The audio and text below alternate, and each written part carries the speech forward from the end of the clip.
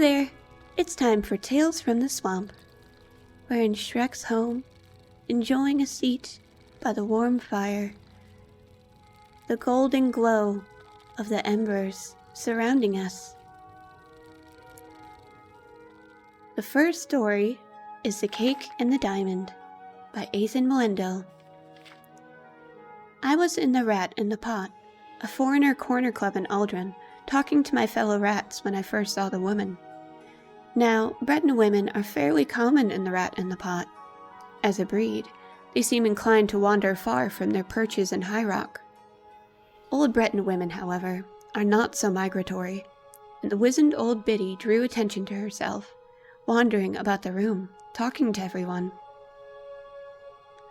Nimloth and Odiad were at their usual places, drinking their usual stuff. Odiad was showing off a prize he had picked up in some illicit manner, a colossal diamond, large as a baby's hand and clear as spring water. I was admiring it when I heard the creaking of old bones behind me. "Good day to you, friends," said the old woman. "My name is Abel Shredit, and I am in need of financial assistance to facilitate my transportation to Aldredania." "You want to see the temple for charity," said Nimloth curtly. "I'm not looking for charity," said Abel. "I'm looking to barter services."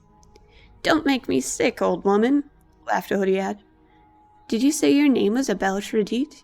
I asked. "Are you related to Abel Shredit, the High Rock alchemist?" "Closely related," she said with a cackle. "We are the same person. Perhaps I could prepare you a potion in exchange for gold. I notice that you have in your possession a very fine diamond. The magical qualities of diamonds are boundless." "Sorry, old woman, I ain't giving it up for magic. It was trouble enough stealing this one," said Odiad. "I've got a fence who will trade it for gold." "But your fence will demand a certain percentage, will he not? What if I could give you a potion of invisibility in exchange? In return for that diamond, you could have the means to steal many more. A very fair exchange of services, I would say."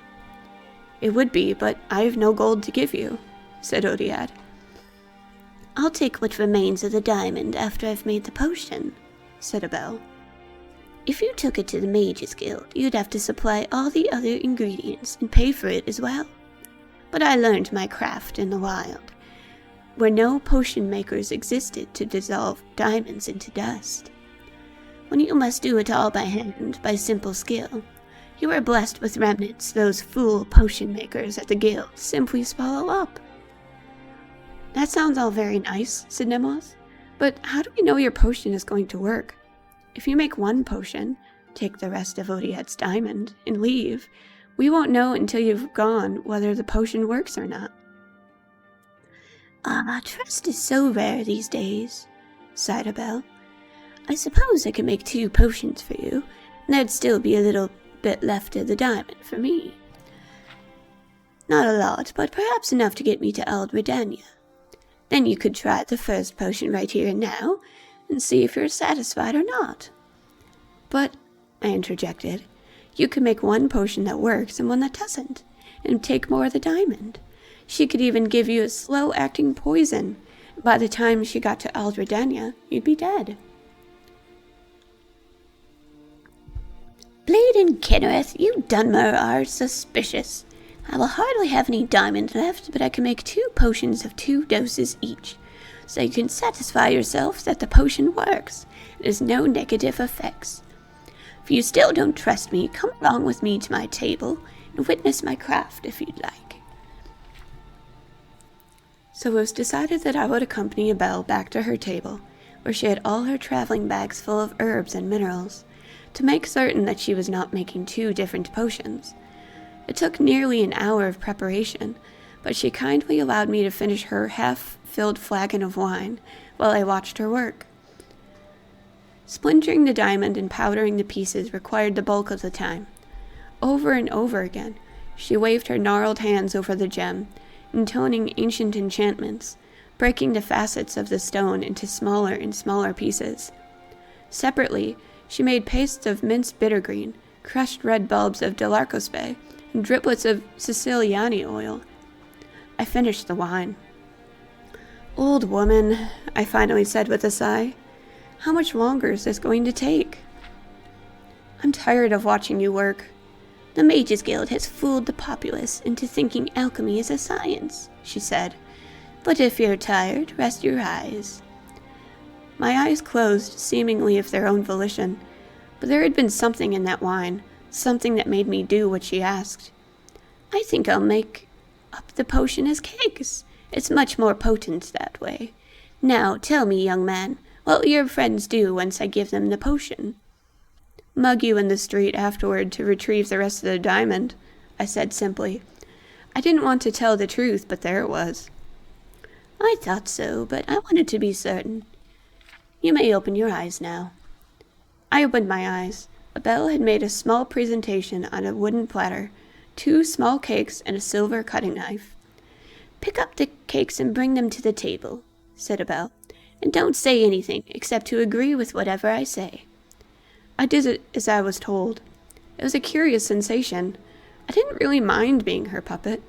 Of course, in retrospect, I resent it, but it seemed perfectly natural at the time to obey without question. Abel handed the cakes to Odiad, and I dutifully verified that both cakes were made the same way. She suggested that he cut one of the cakes in half, and she would take one piece and he'd take the other, just so he would know that they worked and weren't poisoned.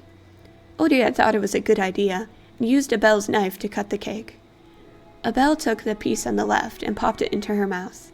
Odiad took the piece on the right and swallowed it more cautiously. Abel and all the bags she was carrying vanished from sight almost instantly. Nothing happened to Odiad. "Why did it work for the witch and not for me?" cried Odiad. "Because the diamond dust was only on the left-hand side of the blade," said the old alchemist through me. I felt her control lessening as the distance grew, and she hurried invisibly down the dark Aldrin street, away from the rat in the pot. We never found Abel Shradit or the diamond. Whether she completed her pilgrimage to Ald Redania is anyone's guess. The cakes had no effect, except to give Odiad a bad case of droops that lasted for nearly a week. Poor Odiad. Well, I guess they learned a lesson. Maybe. Hopefully. I hope you all enjoyed that story. I had a lot of fun reading it to you. I like reading things aloud, so I thought doing this series might help give me more practice. Thank you so much. Join me next time for Tales from the Swamp. I'll pick a different book. If you have a book in Skyrim that you really enjoy, let me know in the comments, and I'll take it into consideration when picking the next one. Thank you. You guys are awesome. Bye.